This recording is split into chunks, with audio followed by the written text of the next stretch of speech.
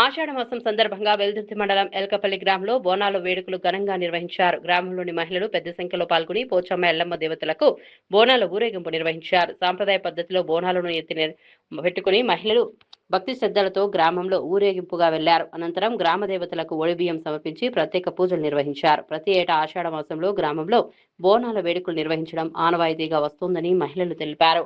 అమ్మవార్లకు బోనాలు సమర్పించి గ్రామ ప్రజలంతా సుఖ సంతోషాలతో ఉండాలని ప్రార్థించారు. పాడి పంటలు సమృద్ధిగా పండాలని, గ్రామంలో ఎలాంటి ఇబ్బందులు లేకుండా ప్రజలు సంతోషంగా జీవించాలని అమ్మవార్లను వేడుకున్నామని చెప్పారు.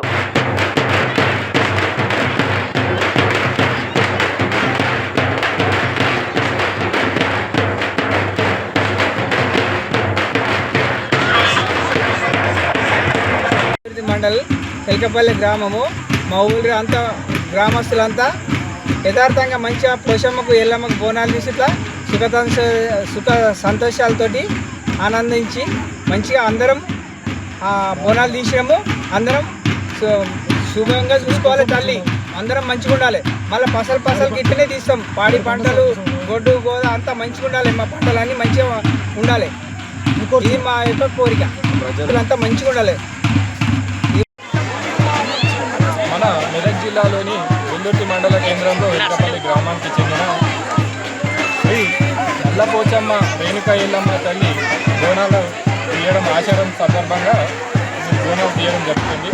అధిక సంఖ్యలో భక్తులు పాల్గొని ఉత్సవాన్ని ఘన విజయం చేసినందుకు అందరికీ నా హృదయపూర్వక ధన్యవాదాలు.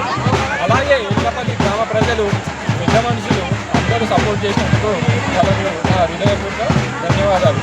అందరూ